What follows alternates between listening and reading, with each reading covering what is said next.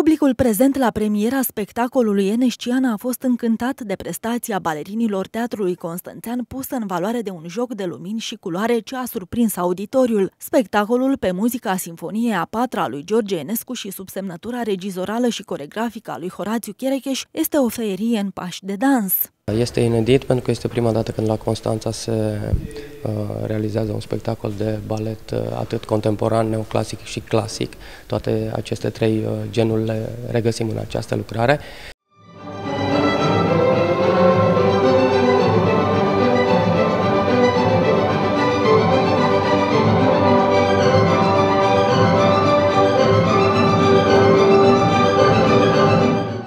Pentru ca mișcările să le iasă la perfecție, balerinii au repetat zilnic ore întregi timp de aproximativ o lună. Din distribuția spectacolului fac parte cei mai buni balerini ai Teatrului Național de Operă și Balet Oleg Danovski, echipa fiind alcătuită și din foarte mulți balerini străini din Japonia, Anglia, Italia și Grecia. Este o coreografie foarte dificilă, spun eu, pentru că sunt foarte multe elemente de tehnică, atât de ceea ce înseamnă pas de deux, care includ ridicături sau de tehnică masculină, en l'air, parter, de tehnică de turație, atât la fete cât și la băieți.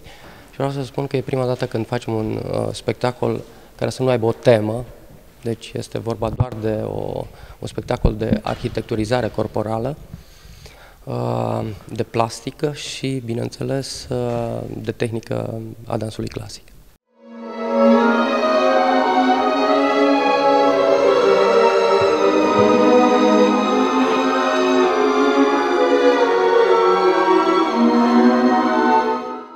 Asistența coregrafică a spectacolului aparține prim-solistei Amalia Mândruțiu.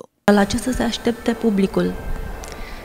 La ceva foarte activ, în primul rând, ceva ce nu s-a mai făcut aici în teatru. Este o nouă concepție, o mișcare pe care Horațiu a încercat să o scoată de la noi într-un ritm foarte alert. Deja lucram împreună de mult timp. Acum, având dublu rol și de dansatoare și de asistentă coregraf, a fost chiar o experiență minunată. Pentru că în paralel au repetat și pentru alte piese, publicul a putut vedea deocamdată doar partea a doua a spectacolului Eneștiana. Prima parte, în care se va dansa pe Rapsodia I și Rapsodia a doua de George Enescu, va fi pusă în scenă la primăvară. Întreg colectivul baletului se pregătește intens și pentru turneul în Germania, ce va avea loc în perioada 10 decembrie-1 ianuarie. Însă până atunci, compania de balet pregătește publicului din țară și alte surprize. Săptămâna viitoare avem Romeo și Julieta la Brașov, peste 2 săptămâni avem Perghint din nou aici la Constanța și vom încheia anul acesta cu Spărgătorul de Nuci, înainte de a pleca în turneu. Seara a 6-a a Festivalului Internațional al Muzicii și Dansului, ajuns la cea de-a 41-a ediție, a inclus și o piesă de teatru kabuki.